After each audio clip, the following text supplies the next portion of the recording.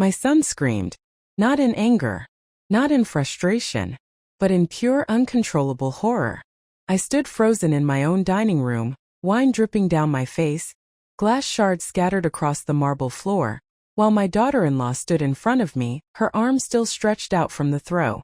"You useless old woman," she shouted, her voice slurred with alcohol. "When I ask for wine, you pour it. That's your job in this house." For a moment the world went silent. 30 years on the bench. 30 years sentencing criminals. And yet, here I was bleeding in my own home. But before I continue, backhand index pointing right, make sure you're subscribed because stories like this don't just entertain. They reveal the truth about families, power, and abuse. And tell me in the comments, where are you watching from? Now let me take you back to how this nightmare began.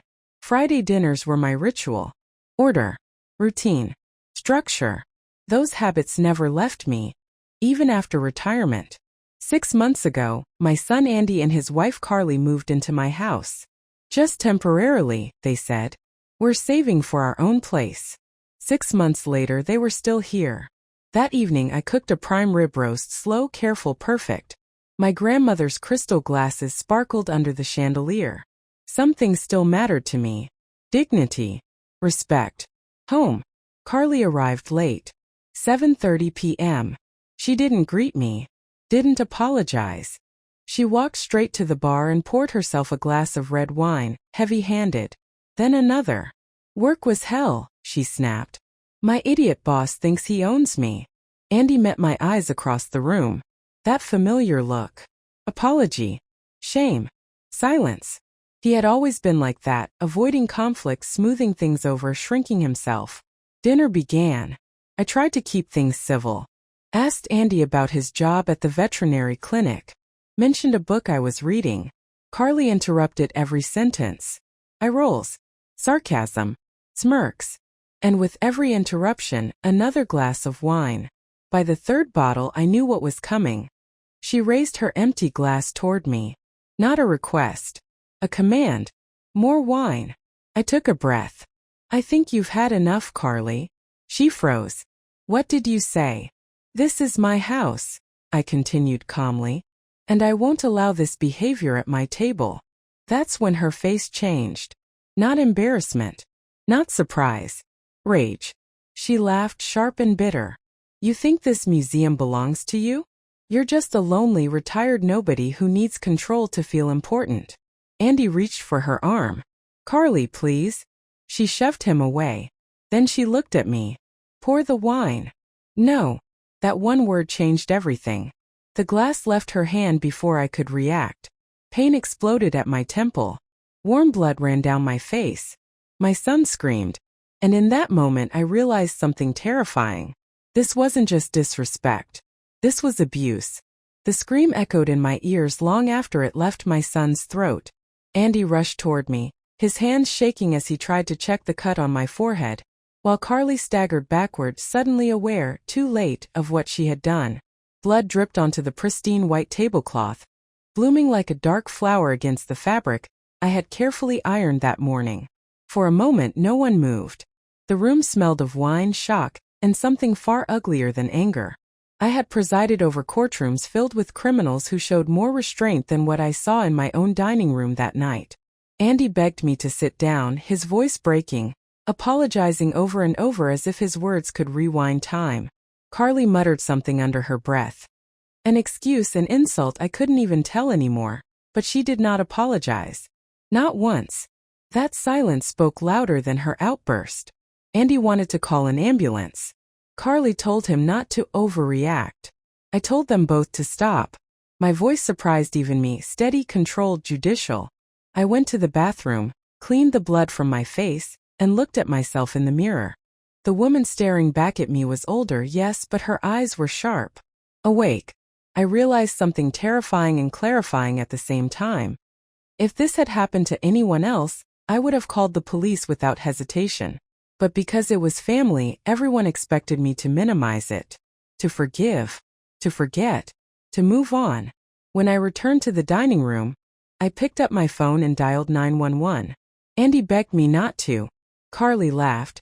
slurring that no one would take an old retired woman seriously. That laugh sealed it. The police arrived quickly. 2 officers, calm and professional. They separated us, asked questions, documented everything. Carly tried to cry, tried to twist the story, but intoxication doesn't lie well. The shattered glass, the blood, Andy's shaken testimony. It all told the truth she couldn't escape. When they led her away in handcuffs, Andy collapsed into a chair, sobbing.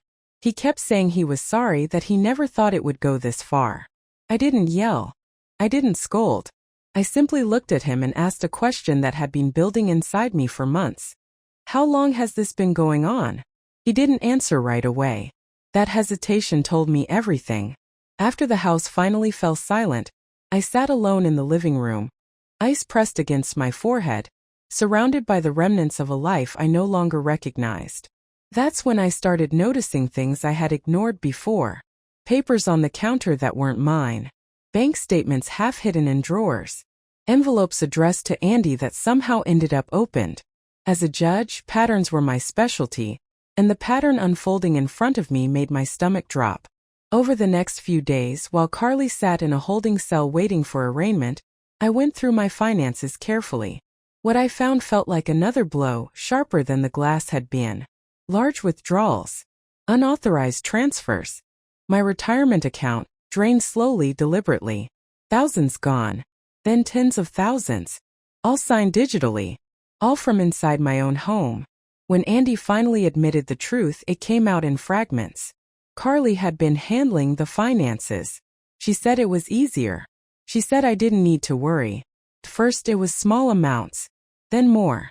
They had debts, credit cards, failed investments, a lifestyle far beyond their means. And instead of stopping, they took. Andy claimed he didn't know how bad it had gotten. I believed him partially. Ignorance, after all, is a choice when you benefit from the outcome. The betrayal settled deep in my chest, not as rage, but as a profound, aching disappointment. I had given my son everything: education, stability, love, and somewhere along the way, he had allowed someone else to treat me like a resource instead of a person. That night I made another call. Not to the police this time, but to an old colleague, a lawyer who specialized in elder abuse cases. Saying the words out loud felt surreal. Elder abuse. A term I had sentenced people for. A term I never imagined would apply to me. As I spoke, facts replaced emotion. Evidence replaced excuses. I felt myself stepping back into a role I knew well. Not as a judge this time, but as a woman reclaiming control. I wasn't seeking revenge. I was seeking justice. And for the first time since Andy and Carly moved in, I understood the full truth. What happened at that dinner wasn't an accident. It was the result of months, maybe years of entitlement, silence, and unchecked power. And now that the silence was broken, there was no going back.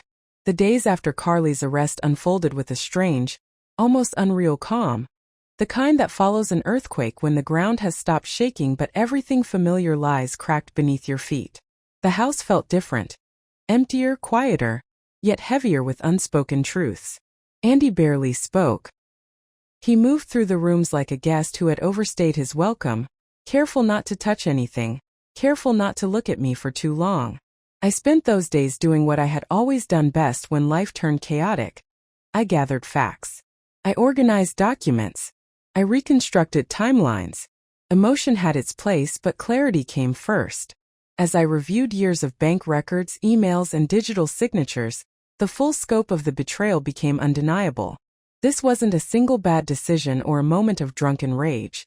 It was a pattern of exploitation that had grown bolder with time. Carly had slowly positioned herself as the gatekeeper of my finances, my schedule, even my access to information, all while wearing the mask of helpfulness. And Andy, whether through fear, love, or weakness, had allowed it. When the day of the arraignment arrived, I walked into the courthouse with my head held high. It had been years since I last stepped into that building, and the familiarity of it steadied me. The echo of footsteps, the quiet authority of the space. It reminded me who I was before I became simply mom or grandma. Carly looked smaller in the courtroom, stripped of bravado, her confidence dulled by reality. She avoided my eyes. The charges were read aloud. Assault, elder abuse, financial exploitation. Hearing those words spoken in a neutral legal tone sent a chill through me. They sounded clinical, almost detached. Yet each one carried months of fear, humiliation, and silence. Andy sat behind her, his face pale, hands clenched, as if holding on to guilt he could no longer outrun. Afterward, outside the courtroom, Andy finally spoke. His voice cracked as he apologized. Not the shallow apologies of before, but something heavier, more desperate.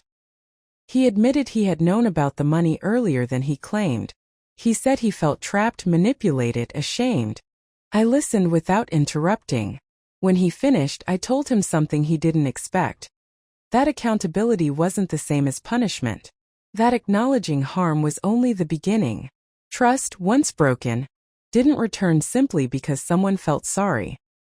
He nodded, tears slipping down his face, and for the first time, I saw my son not as the man who failed me, but as someone standing at the edge of his own reckoning. That night, alone again, I sat in my study surrounded by old law books and family photos.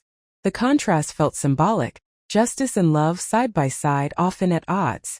I wondered how many women my age endured similar abuse in silence, convinced that family loyalty required suffering.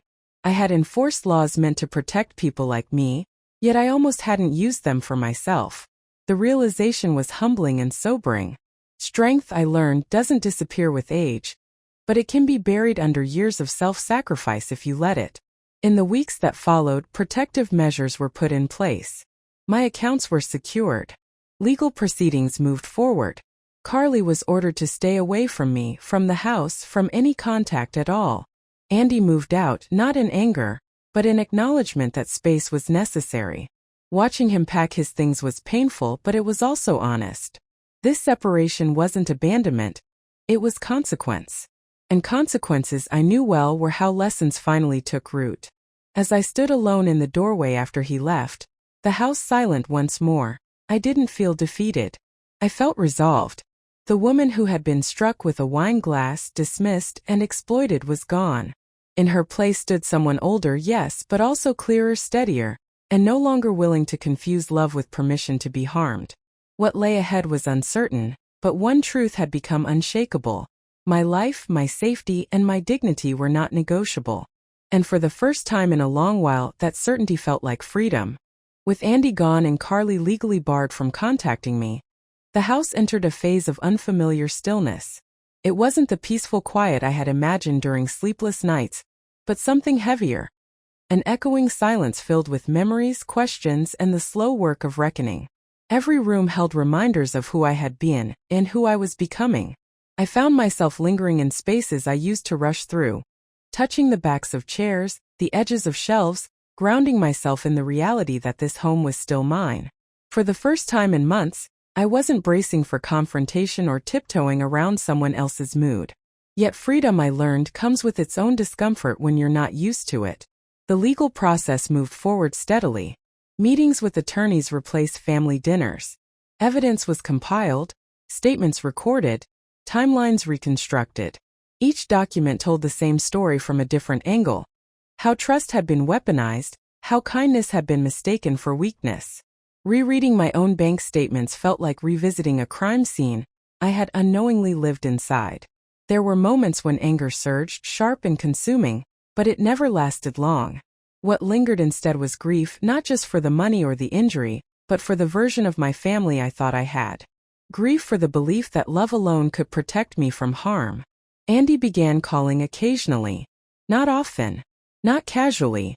Each call was careful, restrained, as if he were afraid of saying the wrong thing and losing what little connection remained. Sometimes we talked about practical matters. Sometimes about nothing at all. Once he asked me how I was sleeping. I told him the truth, that some nights were restless, but others brought a calm I hadn't felt in years. He was quiet after that. I knew he was processing his own guilt, his own awakening. I didn't rush him. Healing, I had learned, couldn't be forced, only allowed. One afternoon, sorting through old boxes in the attic, I came across journals I had kept decades ago. Pages filled with hopes, fears, ambitions I had long set aside in favor of responsibility.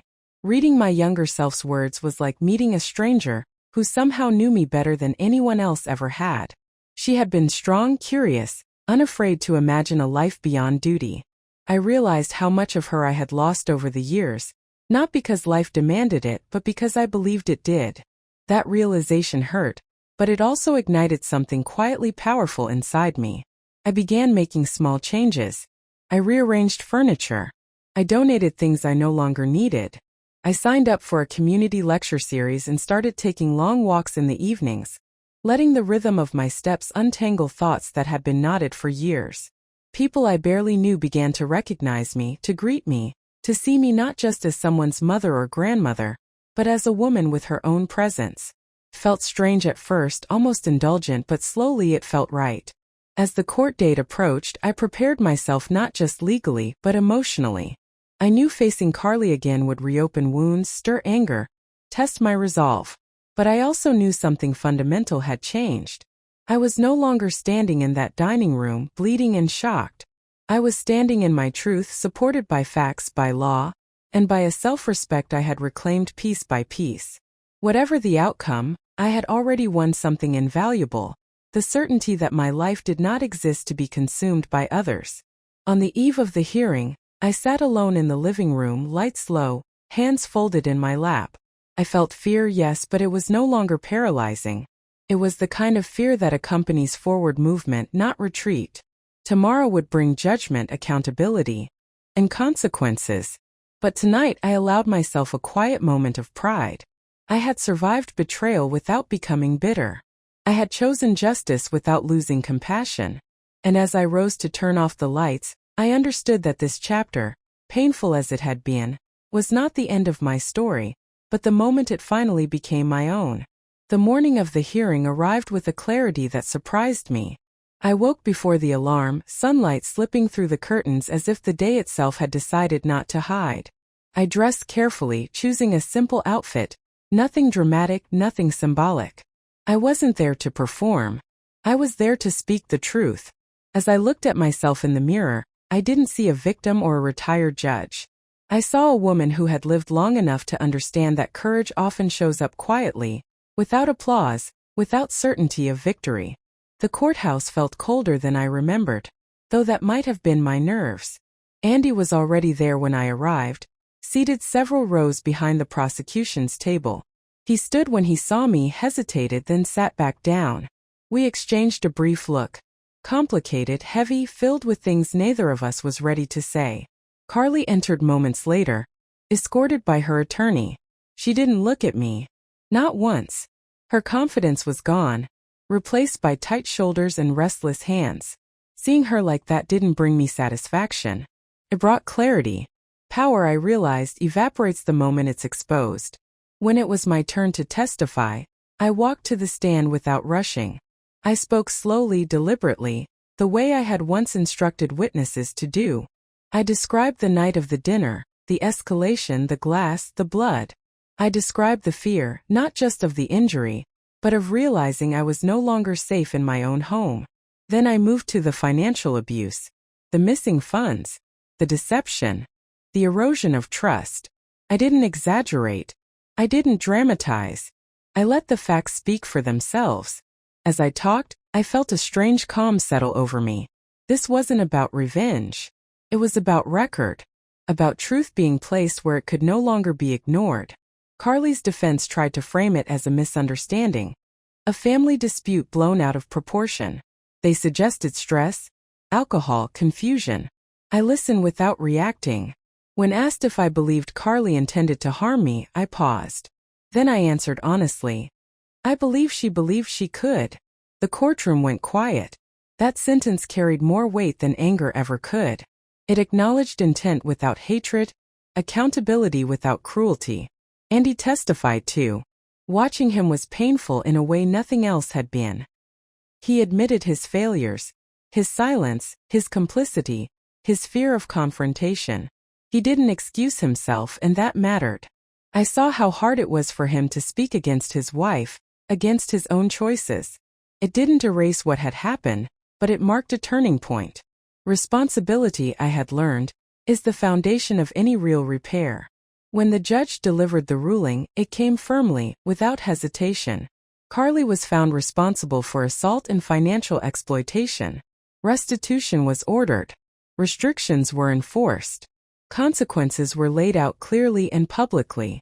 As the words echoed through the courtroom, I felt neither triumph nor relief, only release. The weight I had been carrying for months loosened its grip.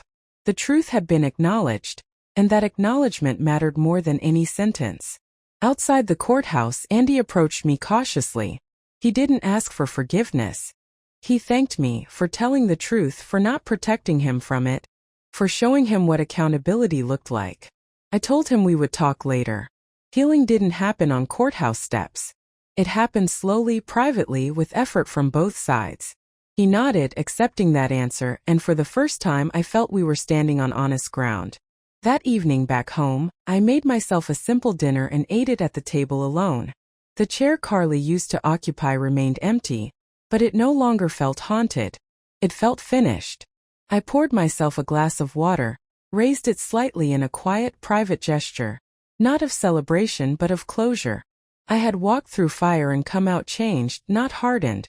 And as I cleared the table, I understood something deeply comforting. Justice hadn't taken anything from me. It had given me myself back.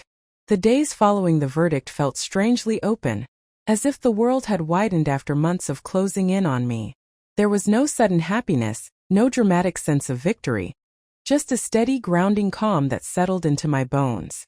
I woke each morning without the familiar knot in my chest, without bracing myself for confrontation or disappointment.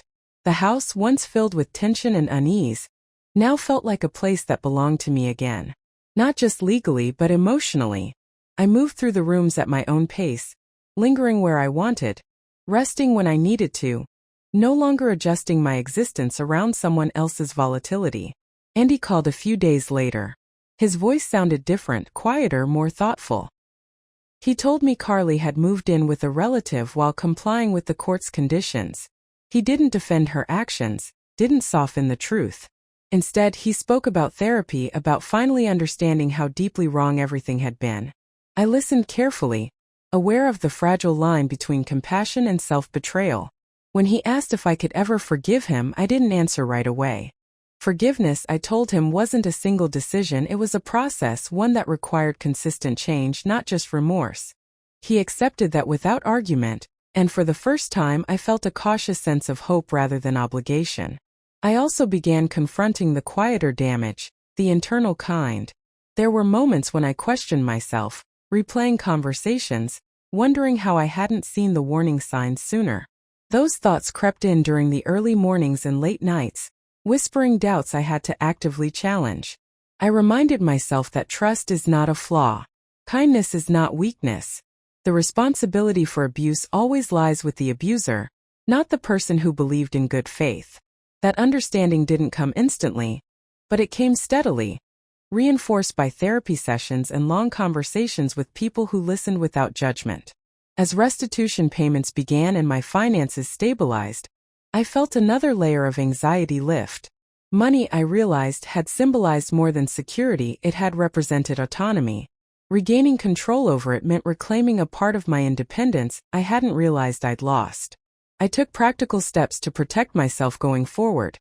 New legal safeguards, updated documents, clearer boundaries. These actions weren't born of fear, but of wisdom. Experience had taught me what optimism alone never could. Socially, my world began to expand again. Friends I had grown distant from reached out, some apologizing for not noticing my struggles sooner. I didn't hold that against them. Silence often hides in plain sight. We shared meals, stories, laughter that felt tentative at first, then genuine. I started volunteering at a local legal aid clinic once a week, offering guidance to seniors navigating situations frighteningly similar to my own. Each conversation reminded me how common this kind of abuse was, and how powerful it was to name it. One afternoon, while walking through the neighborhood, I passed a small cafe I had never entered before. On impulse, I went inside, ordered tea, and sat by the window.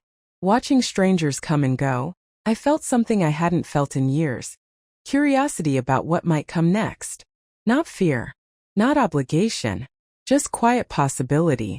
Life, I realized, didn't end at a certain age. It simply changed shape, waiting for you to decide how to fill it. That evening, Andy came by briefly to drop off a box of old family photos. We didn't talk long, but the interaction was respectful, careful, honest. As he left, he thanked me again, not for forgiving him, but for holding him accountable. When the door closed, I felt no urge to cry, no surge of anger. Just acceptance. Whatever our relationship would become, it would be built on truth or not at all. As night settled in, I sat in my living room, lights dimmed, reflecting on how far I had come. I had faced betrayal without losing myself. I had chosen justice without abandoning compassion. And most importantly, I had learned that dignity isn't something others give you.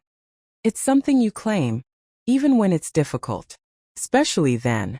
Time began to do what it does best, soften the sharp edges without erasing the truth. Weeks turned into months, and with each passing day, the events that once consumed my thoughts loosened their grip. They no longer defined my mornings or followed me into sleep. Instead, they became part of a larger story, one chapter among many, no longer the center of my identity. I found comfort in routines that were entirely my own again. Not imposed or negotiated, but chosen. Morning walks, quiet breakfasts, evenings with a book or soft music. These simple acts felt restorative in a way I hadn't anticipated. Andy continued therapy and slowly rebuilt his life apart from the chaos he had allowed to take root. Our conversations, when they happened, were honest but measured. We spoke about boundaries, about accountability, about how love could exist without control or dependence. He never asked to move back in, and I never offered. That mutual understanding felt like progress. Trust, I realized, wasn't something that could be rushed or demanded.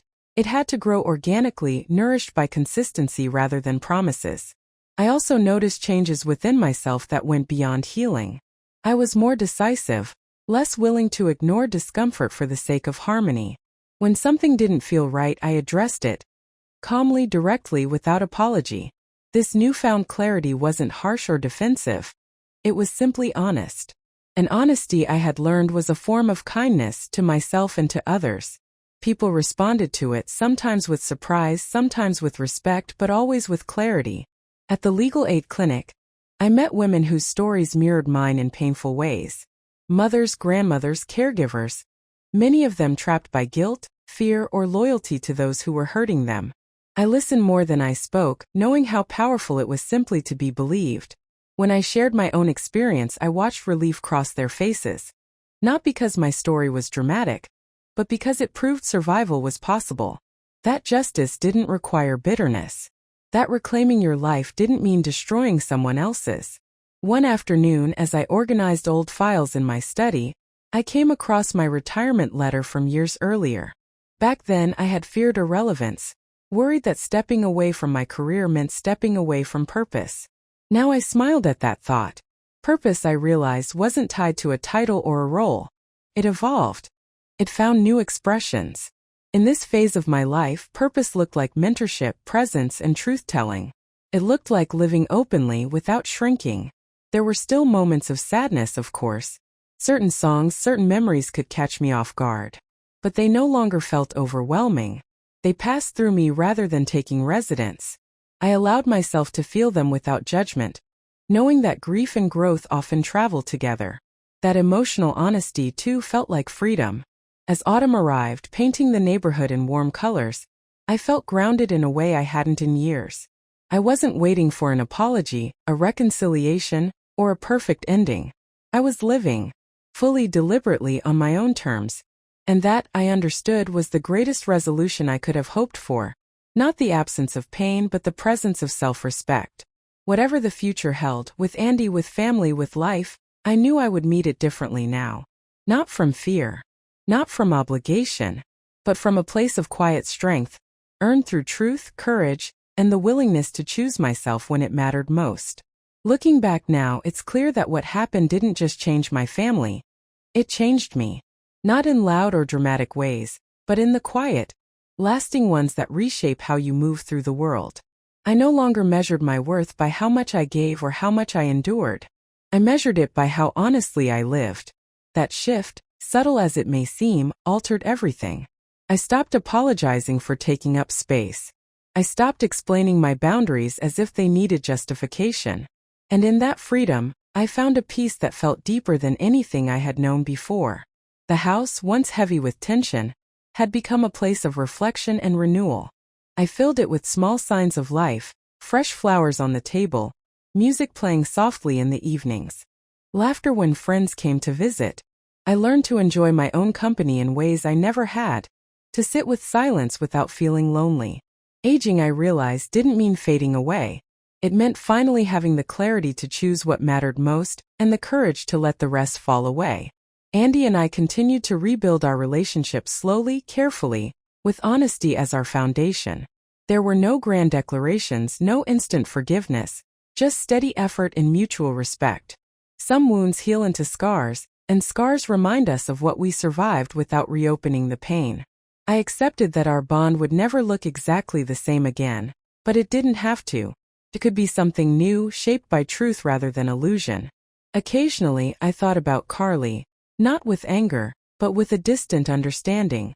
I hoped she would learn from the consequences of her actions, though I knew that lesson wasn't mine to teach anymore.